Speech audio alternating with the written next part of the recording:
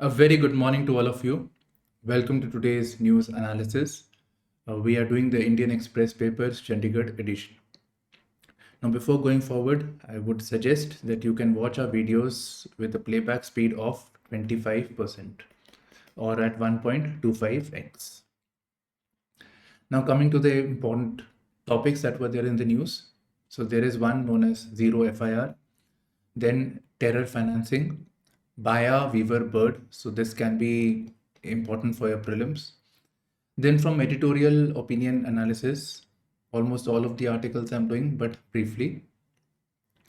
Then with reference to Japan, Japan is looking at working with coal only. They want to have coal-based energy. Coal is polluting, so they're working on clean coal. So again for prelims, then NPS, the economy section, non-performing assets. So in the previous year, there was a write-off of 2.09 lakh crores.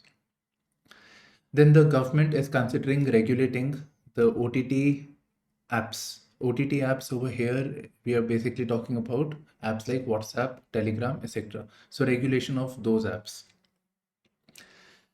Then there is this explainer on HIV treatment. So recently a patient from Geneva was cured from HIV. So there is an explainer on this. So again, very briefly, we will cover from science and tech point of view.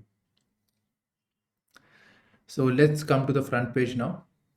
So this is on Manipur Parliament session. So Parliament logjam persists. So in Parliament, we are having the ongoing monsoon session. So there is a logjam. There is protests going on, particularly over the topic of Manipur. They want the statement from Prime Minister. Okay. Now, obviously, government does not relent on this, right? So this logjam continues. Moving on. This is about zero FIRs. So in Manipur, a fresh challenge for police, scores of zero FIRs. So zero FIR has been explained over here. So, first of all, FIR is when a crime happens. So you want the aggrieved person goes to the police station. The police station based on one's residence or the occurrence of the crime. Now, to simplify matters for citizens who are aggrieved, they have to go to this place, this authority. So to simplify this, now a aggrieved person or a complainant may go anywhere, any police station and report FIR, irrespective of location of occurrence or place of residence. So they can report, and then the police station will accordingly, based on residence or location of occurrence, they will transfer the FIR. So this is known as the zero FIR. So there are about 50,000 FIRs, zero FIRs. So now the challenge for the police is to transfer these FIRs to the concerned police stations. Now we're just scrolling further. So second page is in Indian Express is always mostly a repeat of the front page. Same things are elaborated. Now this topic, dog bite menace in Union Territory, 42,866 cases are there. So I was thinking this topic can be something of case study material. So from ethics point of view, how this issue of dog bite should be dealt with. So one is obviously sterilizing the dogs. Other is culling, the killing of the dogs. Right? So how should this matter be resolved? Then also people feeding the dogs. So animal welfare plus the concerns of the public with reference to safety from dog bites. So, ethics case study point of view, we can look at this issue. So we're just scrolling now. Yes. Two articles over here. So one is on the NIA and other is about the Baya Weaver bird. So this is the Baya Weaver bird. It's the size of a sparrow. They weave their nest. So you can see it is almost like cloth-like. So they weave their nest. They are highly social and gregarious birds. And they are found in the tropical regions such as South Asia and Southeast Asia. Fine. So this is the bird. They're colorful. Okay.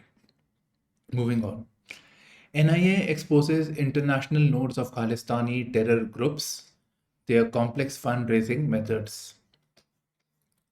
So Khalistani terror groups mentioned are Babbar Khalsa International and Khalistan Tiger Force. Now, what we are interested is from international security point of view, how questions can be asked. So we get two things. One is international nodes. These organizations have local networks in different parts of the world, and they are raising funds. They are operating through various channels. They are laundering money. They are able to fund their terrorist activities. Now over here, let us look at the questions. So in 2017, a question was asked on terror funding. So the scourge of terrorism is a grave challenge to national security.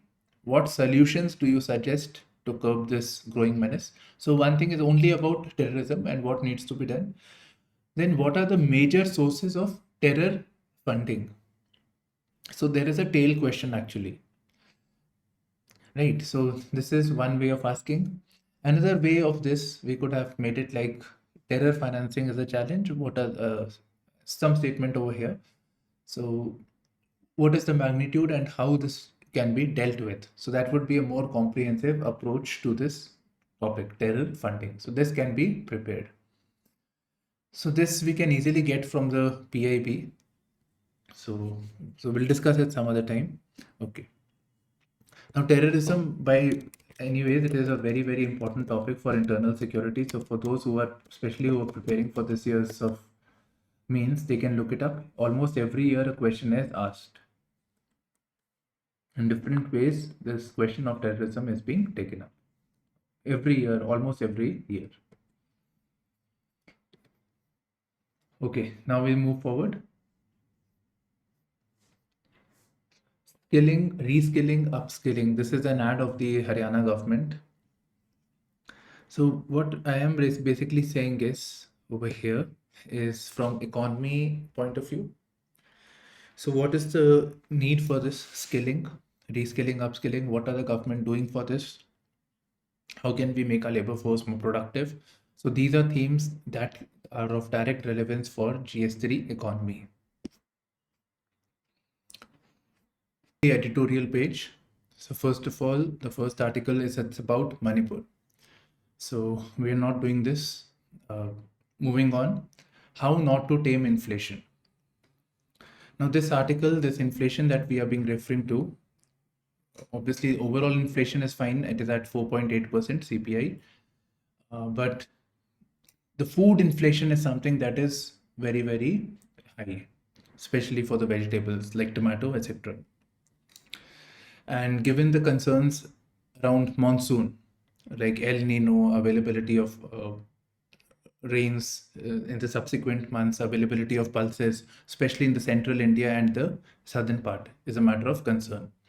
And further, because of the monsoon in the northern part, because of the too much of rains that have taken place, it has affected the crops.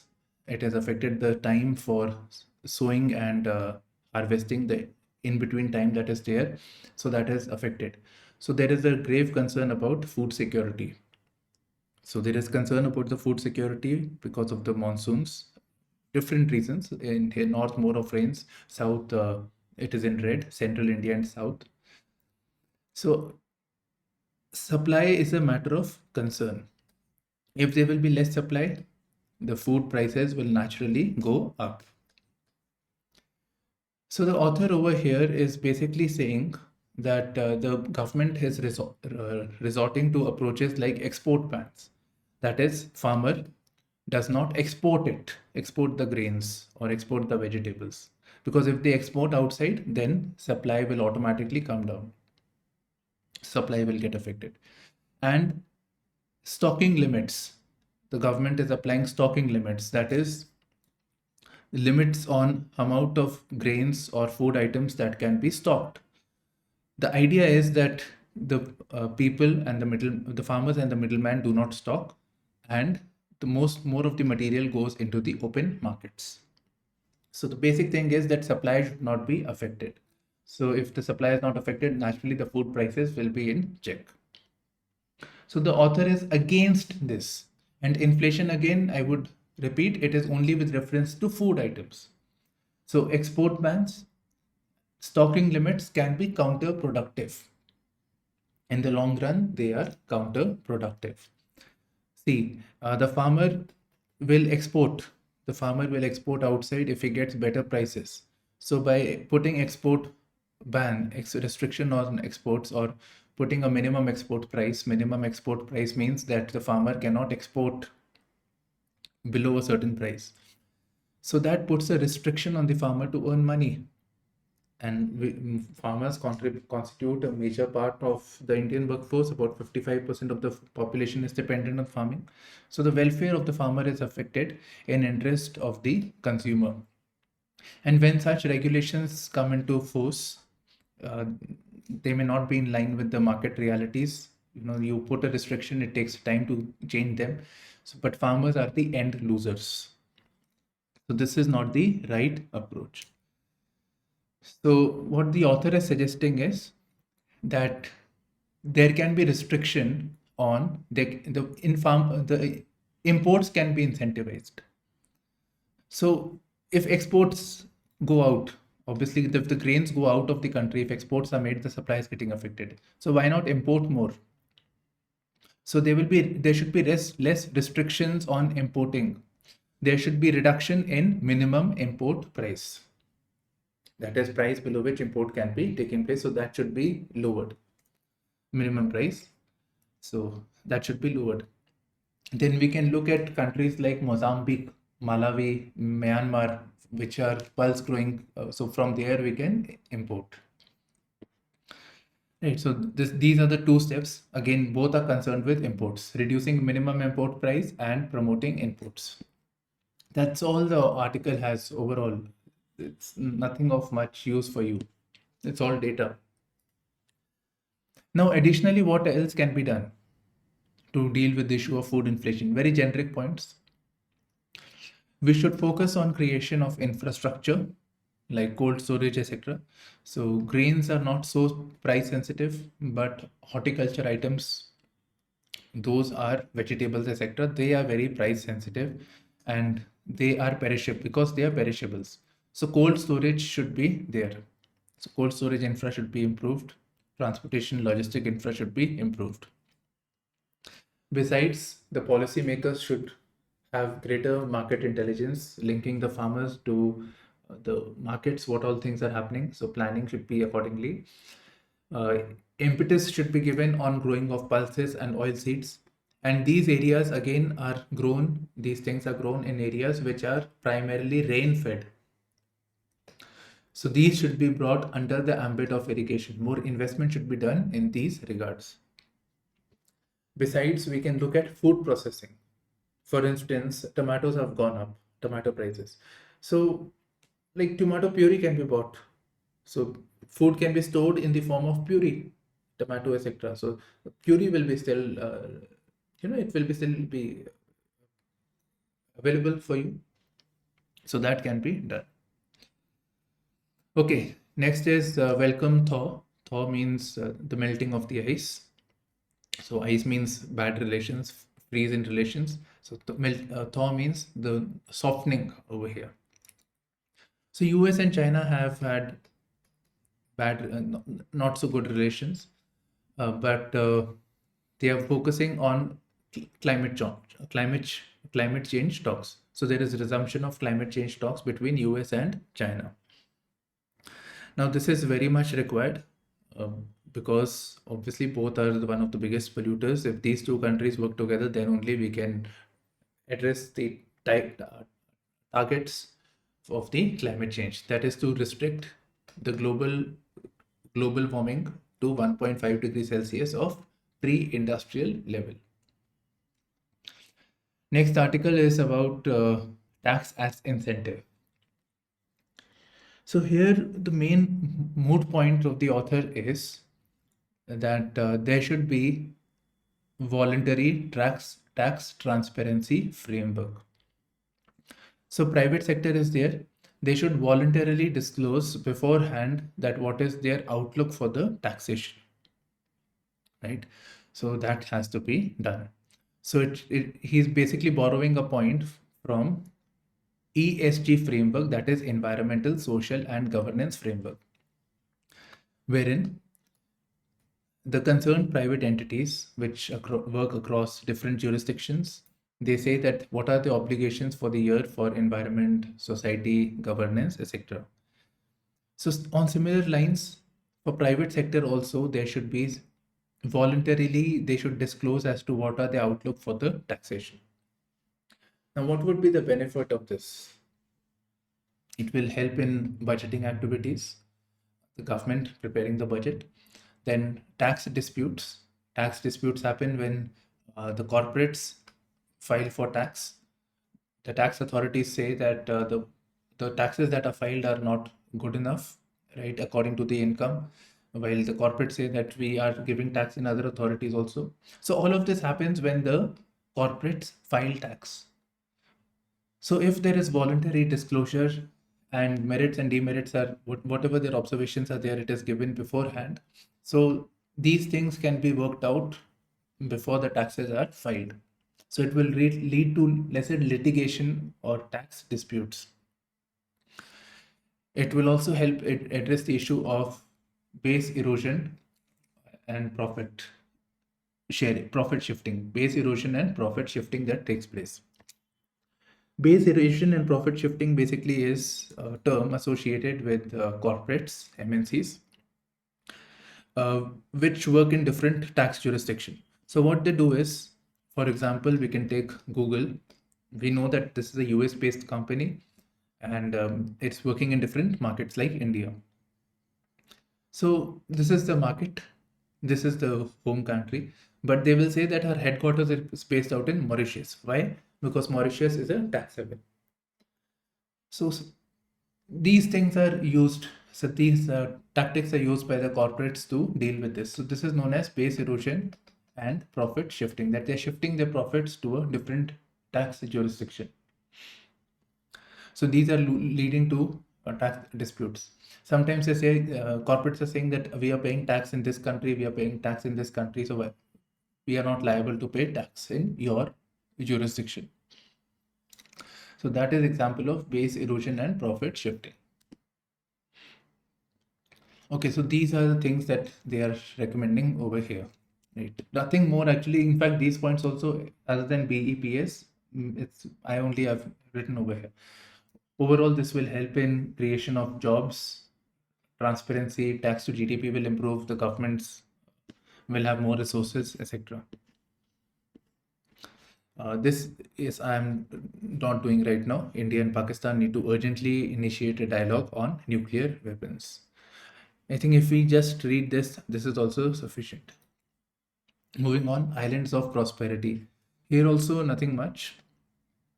What it is basically saying is that yes, India, there is a lot of population which is not doing well. There is not prosperity, but there are certain pockets within the country, cities actually, whose per capita income is much above India's average per capita income. So there may be a very minuscule population who are doing very well, who are prosperous, but there may be a very minuscule population, but this is comparable to any other economy, comparable to a developed economy over here. So that is what the author is saying. So Indians with a significant discretionary capacity might be a small section of the country, but they constitute a market larger than several economies. So same thing is mentioned through various examples. Right, same things are mentioned through various examples over here, through cars, through their GDP incomes, etc. Now, what we can derive from here is that these are important. These are nevertheless important. These should not be loathed at, that you are earning much money. These should be encouraged because end of the day, they bring up demand, they spend more. And other thing is, they are a source of taxation. So the government can redistribute income from taxing the rich and for its own welfare objectives or creation of infrastructure. Moving on to the international section. Roads, wildfire evacuation of thousands. So, okay, so this is basically in Greece. There is this roads forest. So there, this has happened. Okay, so we are seeing more of these incidents of climate change related events. 45 degrees Celsius in UK. This is in India like temperature. Then forest fire going on. So that's all, right? So these are the issues that are there. So some examples that you can use in your answer writing.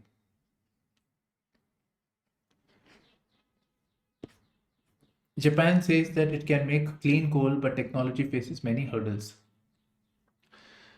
So first of all, why is Japan talking about coal-based energy, whereas other countries are saying that we should move towards renewable energy or we should move towards nuclear energy, atomic energy? Because obviously this is because they're clean. But why is Japan saying that we will work on coal only? So this shift happened in Japan was also into this only, but the shift happened when there was triple meltdown at Fukushima Daiichi facility. Japan is highly prone to natural disasters, so they felt that nuclear energy may not be the best option. So thermal based energy would be better because it provides steady supply of energy, right? Renewables are dependent on sun, wind, etc.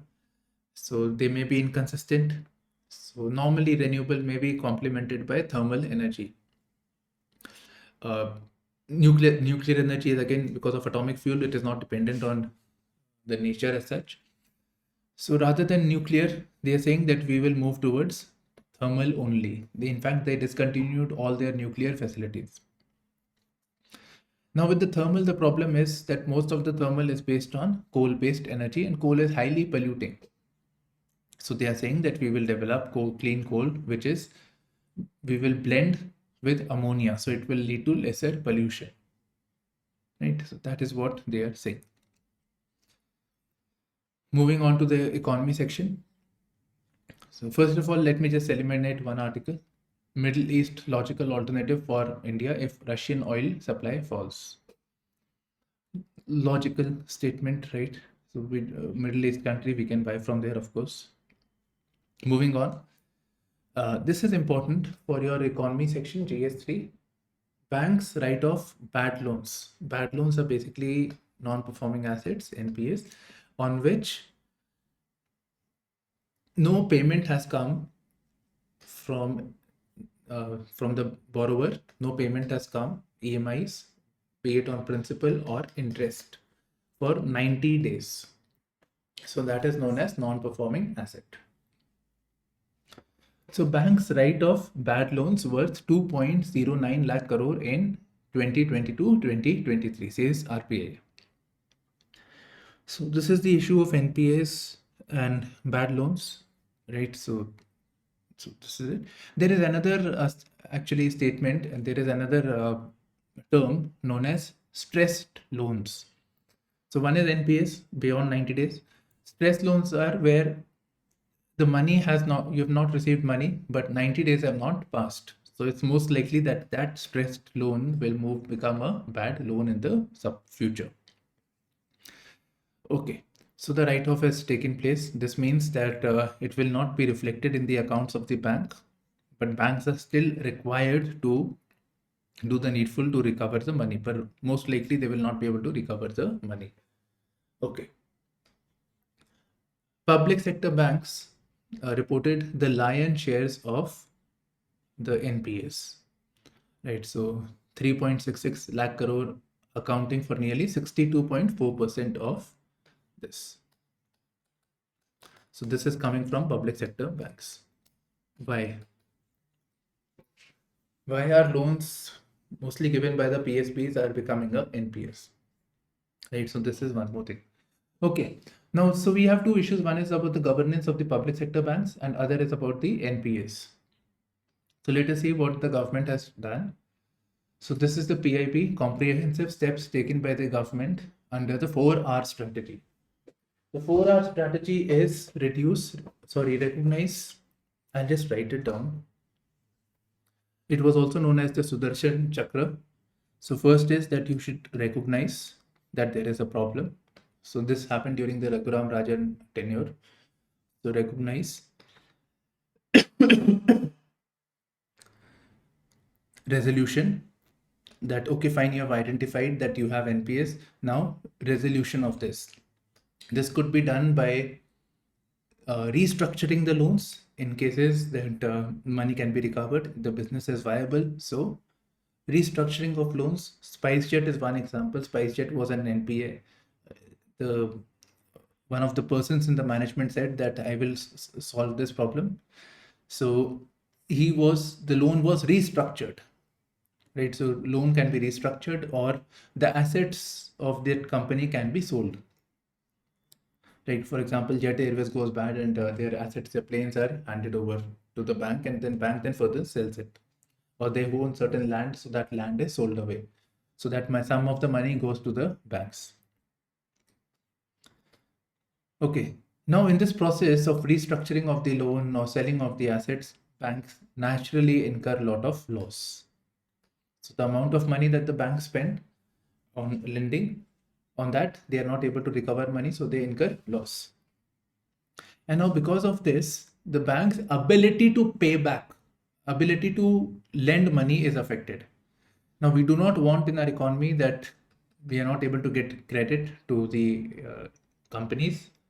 So if there is no credit, the companies will not make investments. If not, no investments, then capacity of the economy will not increase. So GDP will not increase.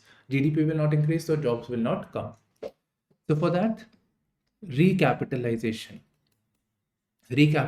of the banks. So the government puts in money into the banks. So that is known as recapitalization.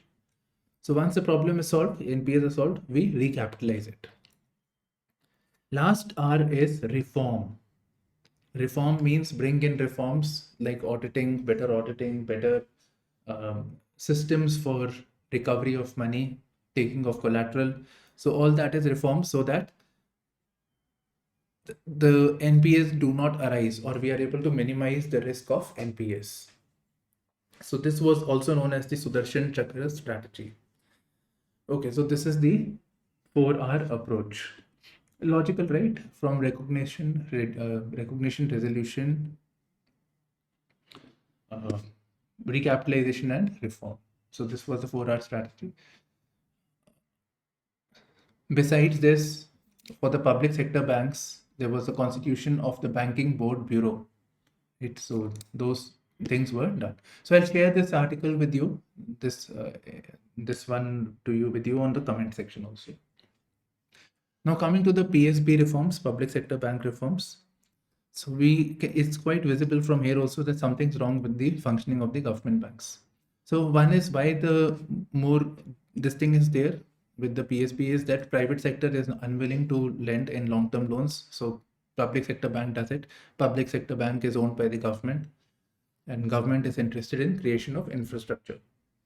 Now, the government influence also affects the functioning of the public sector banks. So for that, the stake of the government should be diluted. Now for PSB reforms, we have PJ Nayak Committee, Narsimham Committee for the banking sector reforms. Besides list of companies related to banking sector reforms, so that is also there, right? So we can easily get it. So these are also there. So you can refer to this for your prelims.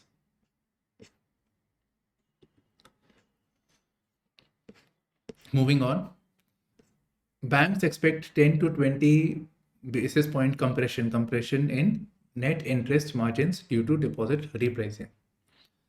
Okay. Compression means they will earn less. So very simple, people deposit money in the bank. So the banks will deposit. Why do you deposit money? One is your money secure. Other thing is you get return on it, some interest on it. Okay.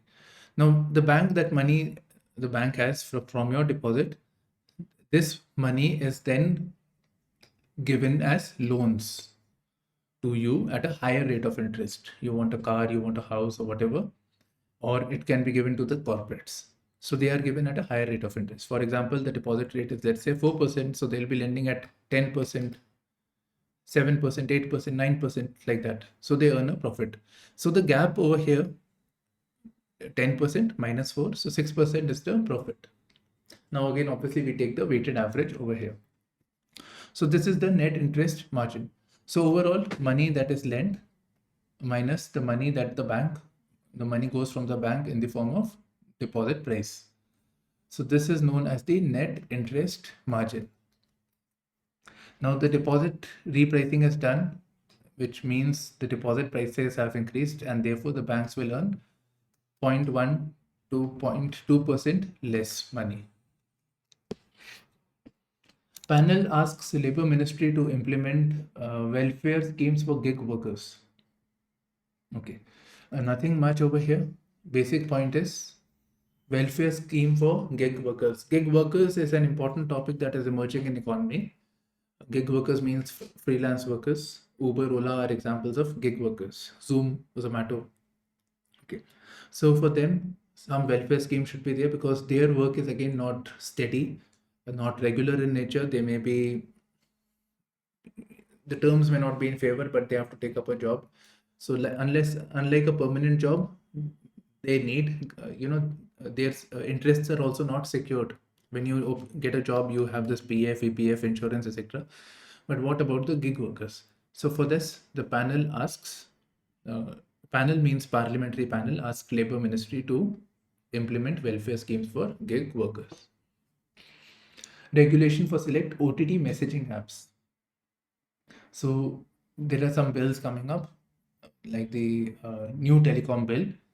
So that will look into this. Now, overall, these are the issues. One is about the privacy, WhatsApp, etc. They have all your data. So privacy, how the data is used, some regulation should be there. Data is not misused. I think Facebook, good example. They take your data, you search something on the net, you start getting ads. Okay. So misuse of data, then use for fake news, spreading misinformation, creating riot, communal tensions. So those issues can also be part of the regulation. Moving on to the explained section. So this ethanol one I was reading, so nothing much. This is the one that I felt was we should look at it. Cure for HIV treatment. Hopes raised by and limitations of stem cell transplant. So there are about 6 cases who have been cured of HIV. So HIV is human immunodeficiency virus. It's caused by a virus. Okay, it affects your immune system. You're very prone to diseases after getting infected by HIV. So it is largely considered as uncurable.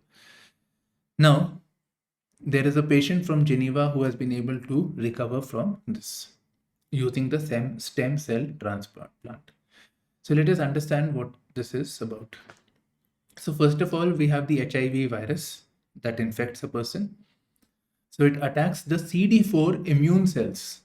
So there are these immune cells in our body known as CD4 immune cells. But for this virus to attack, it needs certain receptors. So receptors means something to bind onto the cell. Now, there is the CCR5, those who have been seen to be immune. There is the CCR5 delta who do not form receptors. So who do not form receptors, so they are immune from the HIV. So the CCR5 delta is there in very limited population. About 1% of the population have got it from both the parents and 20% from either one parent. So their stem cells are transplanted into the infected person's body because they seem to be immune. So their stem cells are put into the infected person's body. Right. So, and besides this, they also get antiretroviral therapy. So antiretroviral therapy is basically a cocktail of medicines that a person is required to have. So both have to be done simultaneously. So hopes are raised by, so there is a way of treating. Limitations are that there are very few people with this stem cell. Very few people. And besides this, you still need to take antiretroviral therapy for your life. Even if you are cured also, then also you need to take, otherwise you may again develop this AIDS, HIV. That is all we have from this article. So this is it from today's newspaper. Thank you for streaming into our channel. IASPrimers with me,